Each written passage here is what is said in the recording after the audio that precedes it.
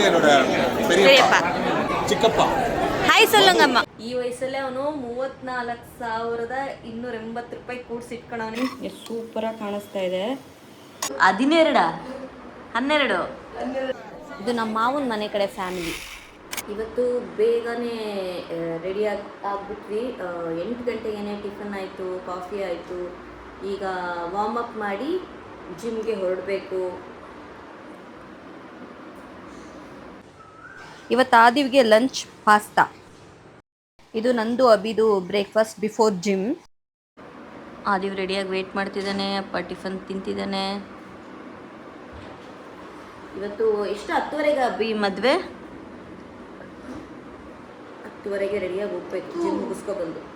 ಏನದು 10? 10:30ಗೆ ಏನಂತಾರೆ? ಓಕೆ, ನಾನು ಇಂಗ್ಲೀಷಲ್ಲಿ ಹೇಳ್ತೀನಿ, ಅದನ್ನು ನೀನು ಕನ್ನಡದಲ್ಲಿ ಹೇಳ್ತೀಯಾ? 12:40.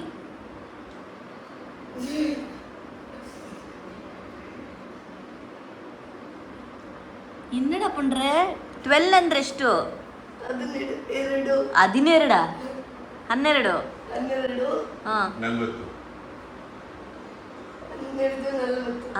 12:40.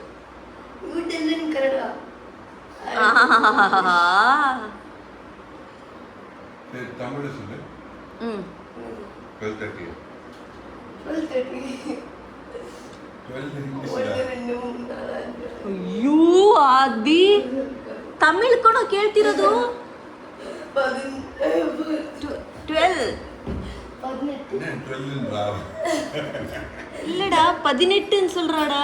சும்மா சொன்னா 12. 12. 12:45. 12:45. அப்ப டைம் அப்படி பேசற மாட்டேன், இங்கிலீஷ்ல பேசணும். ஓஹோ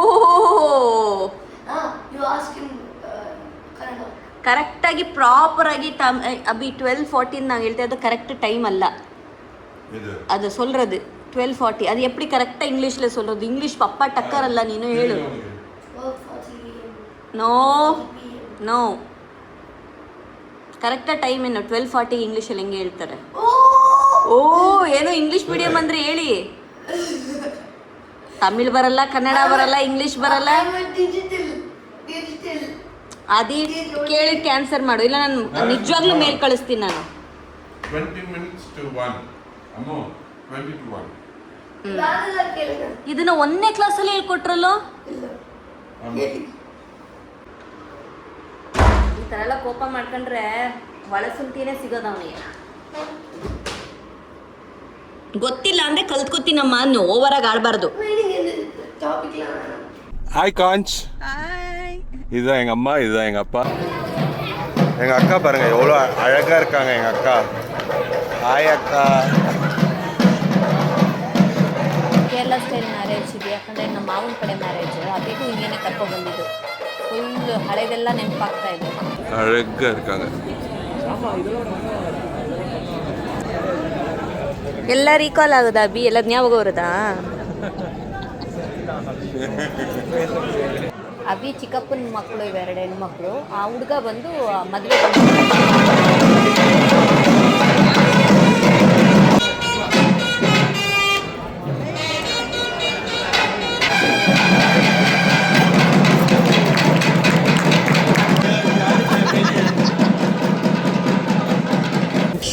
ಲಂಚ್ ಲಂಚ್ ಇದು ಕೇರಳ ಊಟ.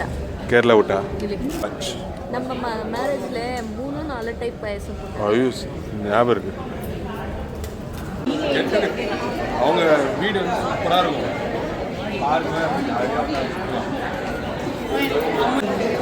இது இல்ல இன்ட்ரோ듀ce பண்ண நீ. இது வந்து சித்தப்பா சிக்கப்பா. ஹாய் சொல்லுங்க அம்மா. சிப்பட்டா சிப்பட்டாவா? ஆமா, சின்ன வயசுல அப்படிதான் கூப்பிடுவோம். சிப்பட்டா. சண்டிகர் எல்லா ஊர்லாம் ஜாலியாக சுற்றிட்டு வந்தாரு. இது வந்து என்னோட பெரியப்பா. இது இது அப்பா. எங்கள் அப்பா. இன்னொருத்தர் மிஸ். விராட் கோலி இல்லை, சூரியவம்சியோட தம்பி.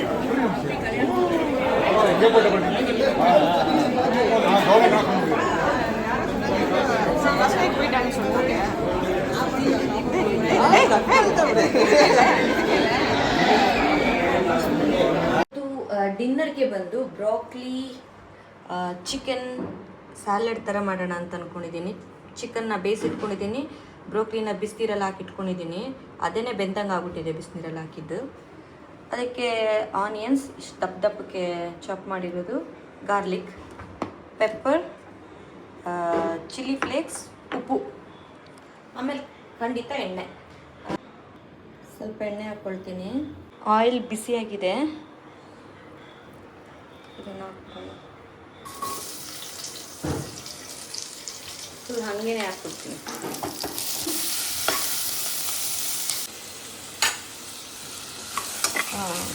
ಇಷ್ಟು ಫ್ರೈ ಆದರೆ ಸಾಕು.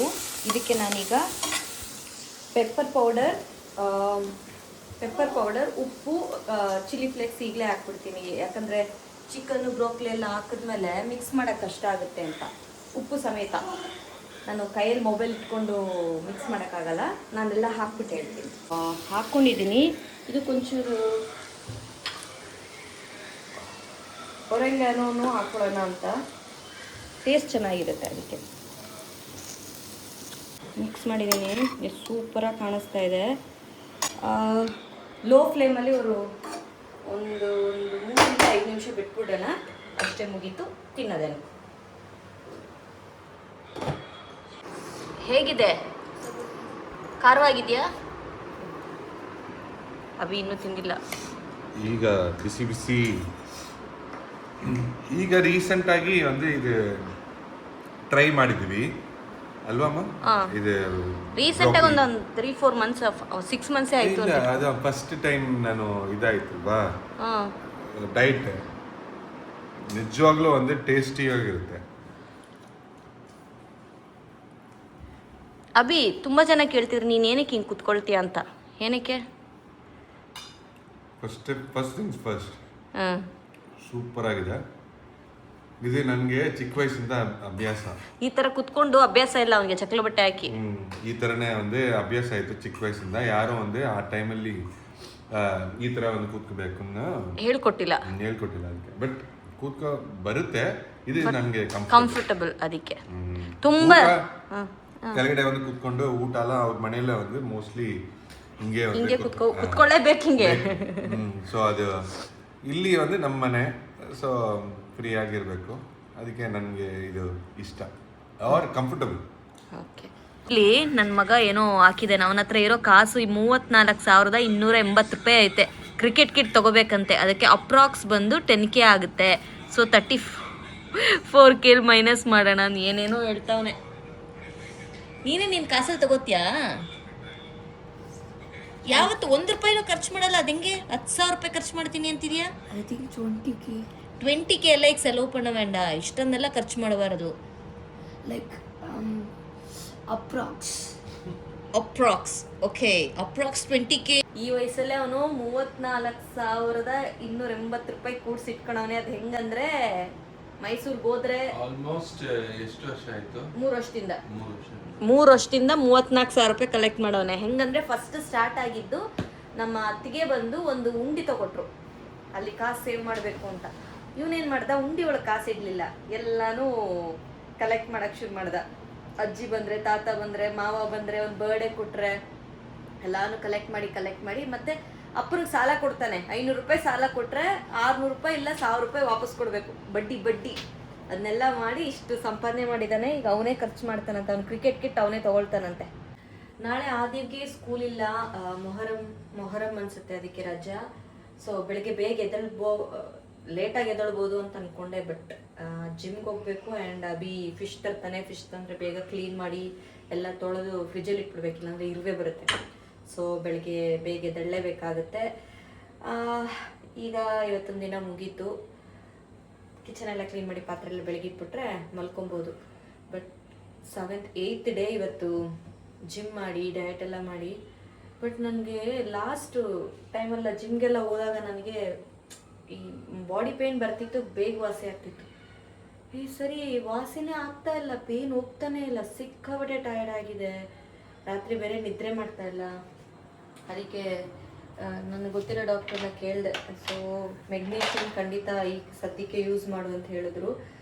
ಗೊತ್ತಿರೋದ್ರಲ್ಲೇ ನನಗೆ ಆ್ಯಸ್ ಬ್ಲೆಂಡ್ ಈ ಮೆಗ್ನೀಷಿಯಮ್ ತುಂಬ ಫೇಮಸ್ ಆ್ಯಂಡ್ ಚೆನ್ನಾಗಿದೆ ಅಂತ ಹೇಳಿದ್ರು. ತೊಗೊಳ್ತಿದ್ದೀನಿ ಇವತ್ತಿಂದ ಮೆಗ್ನೀಷಿಯಮ್ ಸಪ್ಲಿಮೆಂಟ್ ತೊಗೊಳ್ತಾ ಇದ್ದೀನಿ. ನೋಡೋಣ ನಿದ್ರೆ ಹೆಂಗೆ ಬರುತ್ತೆ ಅಂತ. ನಾಳೆಯಿಂದ ಚೆನ್ನಾಗಿ ಎನರ್ಜೆಟಿಕ್ ಆಗಿರ್ತೀನಿ ಅಂತ ಅಂದ್ಕೊಳ್ತೀನಿ. ಸಿಕ್ಕಾಬಟ್ಟೆ ಕೈ ನೋವು, ಹಿಂಗೂ ಅನ್ನೋಕ್ಕಾಗಿಲ್ಲ. ಸ್ಯಾರಿ ಹಾಕೋಬೇಕಾದ್ರೆ ಹಿಂಗೆ ಪಿನ್ ಕೂಡ ಹಾಕೊಳಕ್ಕಾಗಿಲ್ಲ, ಅಷ್ಟು ನೋವು ನನಗೆ. ನಾಳೆಯಿಂದ ಎಲ್ಲ ಸರಿ ಹೋಗುತ್ತೆ. ನಾಳೆ ಬೇರೆ ಲೆಗ್ ಡೇ, ಎಲ್ಲ ಸರಿ ಹೋಗುತ್ತೆ, ಸರಿಯಾಗಿ ಮಾಡ್ತೀನಿ ಅಂತ ಅಂದ್ಕೊಳ್ತೀನಿ. ಈ ಬ್ಲಾಗ್ ನೋಡಿದ್ದಕ್ಕೆ ಥ್ಯಾಂಕ್ ಯು ಸೋ ಮಚ್. ನಾಳೆ ಇನ್ನೊಂದು ಬ್ಲಾಗಲ್ಲಿ ಮೀಟ್ ಮಾಡೋಣ. ಬಾಯ್.